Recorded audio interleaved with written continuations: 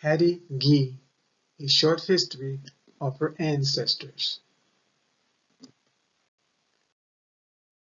Ben and Dicey Gee. Almost 250 years ago, our oldest known Gee ancestors, Ben and Dicey Gee, were born. He was born around 1775 and she around 1785. They were born in Northampton, North Carolina. This is where their enslaver, William Gee, was born. Northampton lies in the northeastern corner of the state, near its border with Virginia. In the early 1790s, William moved his family and his enslaved to Darlington, South Carolina. He had been granted land in Jeffreys Creek in Sherrard District, near the Watermellow River, for his service in the Revolutionary War.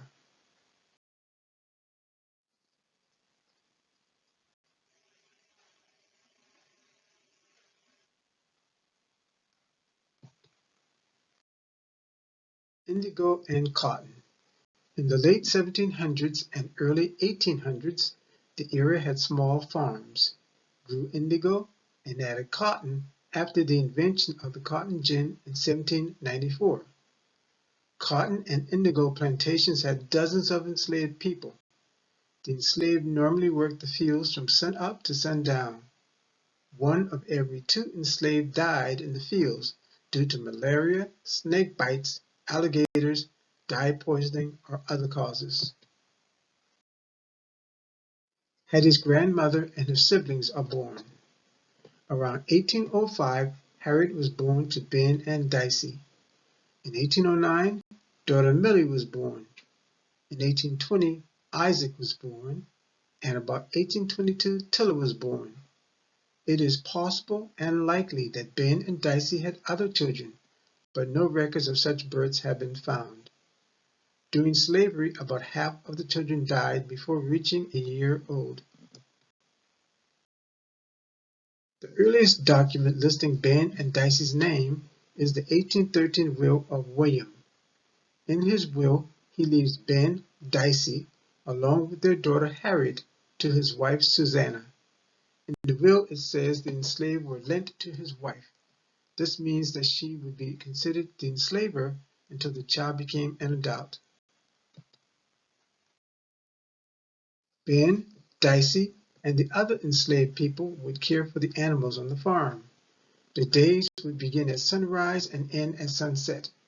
Then they would have to care for their own children, feed themselves, care for their small gardens, and maintain their homes. Dicey would have to cook for everyone, including getting up before sunrise to prepare breakfast. Dicey and Ben's home was most likely a small one-room hut or a lean-to shack made from wood and stakes in the ground. The roofs often leaked and mud was used to fill holes in the walls. Beds were made of straw laid on the dirt floor. Examples of slave homes. Hattie's mother Hannah is born. When Harriet was around 25 years old, she had children with London Nettles, an enslaved from a nearby plantation. London was a mulatto, enslaved son of James Nettles, the plantation owner.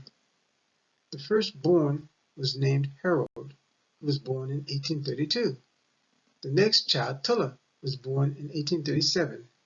Hannah, our Hattie's mother, was born in 1838.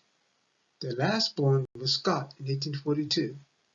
As was the case with her mother, Harriet may have had other children who did not survive or were never recorded in any documents. It is unknown if Harriet or London had jumped the broom, or if they were bred by their enslavers. What we do know is that London had at least 10 children with at least 2 other women. Hannah Nettles and Mingo McCants. In the early 1850s, Hannah jumped the broom with Mingo McCants, the mulatto son of James McCants from a nearby plantation. They went on to have at least 7 children before and after the Civil War. The children were Mingo Jr., born 1852, Evelyn, known as Emma, born 1858, Harriet, our Harriet, born 1862, Benjamin, born 1866, Harold, 1866, John, 1872, and Hannah, born 1879. The following 1880 federal census shows London Nettles with his third wife and kids, Moses Garner, one of his sons, his daughter Hannah Nettles, McCants, and her children, and Scott Nettles, another son of London.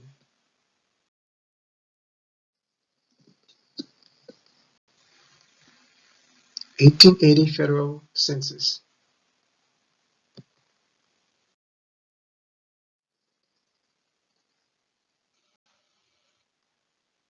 1880 United States federal census.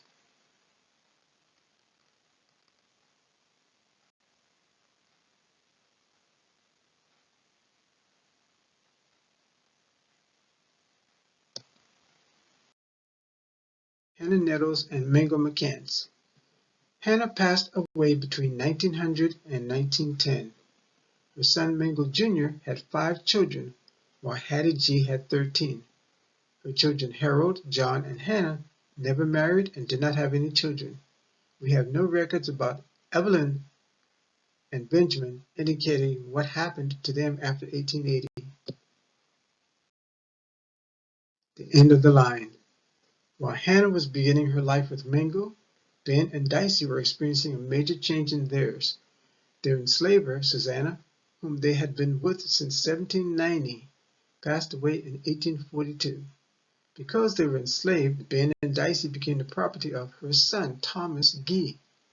10 years later, in 1852, Susanna's son Thomas passed away. He in turn willed Ben and Dicey to his son Theodore, who was 16 years old when his dad passed. By 1860, Ben and Dicey were enslaved by a neighbor named Redden Bird. Redden was the father of George Washington Bird, whose son, Dr. J. Mack, married our Hattie Gee in 1878. This answers the question of how Doctor met Hattie. Ben and Dicey's children continued to live with the Bird family until after the Civil War. It is believed that Ben passed away during this time. In 1860, he was 85 years old and likely did not live much longer. The last written record of Dicey is the 1880 federal census. She was 95 years old and living with her son Isaac, who took the last name Benjamin instead of Gee. Several Gee descendants used the last name Benjamin as opposed to Gee. It is unknown when Dicey passed away. The fact that Ben and Dicey lived so long and were prominent in several wills suggests to me that they may have worked in the enslaver's house than in the fields, or may have been related to the enslaver.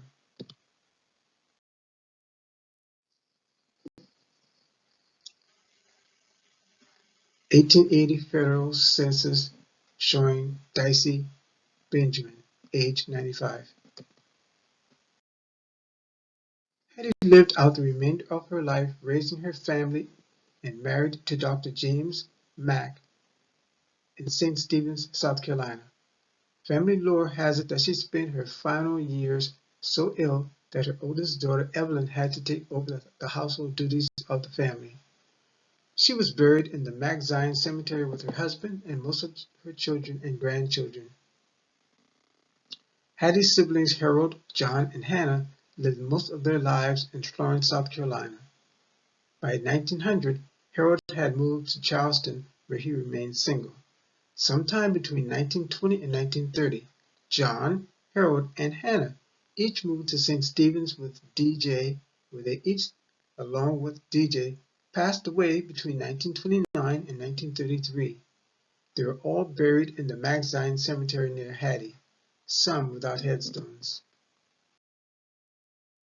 Today, the descendants of Ben and Dicey Gee are estimated at over 1,000 people. The most common surnames are Gee, Mack, and Benjamin. They are spread all over South Carolina and the rest of the United States. Below is a tree of the first 4 generations. Gee family tree.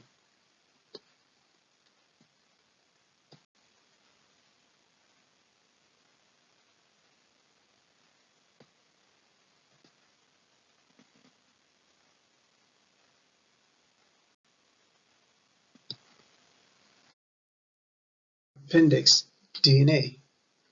Dozens of DNA accounts were used to confirm that Hattie is descended from Ben and Dicey. These DNA cousins support that the children listed above descend from Ben and Dicey. Below is an example from Elizabeth Michaels' account. Harriet, 38 DNA cousins. Millie, 6 DNA cousins. Isaac, 9 DNA cousins. Tilla, 1 DNA cousin. There are a total of 54 DNA cousins that share Ben and Dicey as a common ancestor. Common surnames of descendants in addition to Gee and Benjamin, Nettles, McCants, Mack, Holmes, Benjamin, Hamlin, Jordan, and Wynn. Example of DNA connections from Ben Gee to Aunt Liz and other cousins.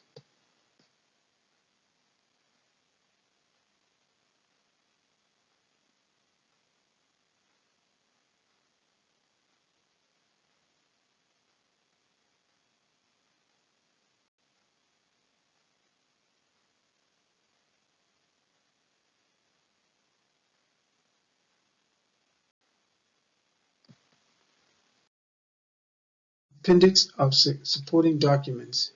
Wills from William Gee Sr., 1813, Charles Gee, 1822, who died intestate, Susanna Gee, 1840, Neville Gee, 1843, Thomas Gee, 1852. These were all enslavers. Federal Census. William Gee Sr., 1786, North Carolina State Census, 1790, 1800, and 1810 Federal Census for South Carolina. Susanna Gee, 1820, 1830, and 1840 Federal Census.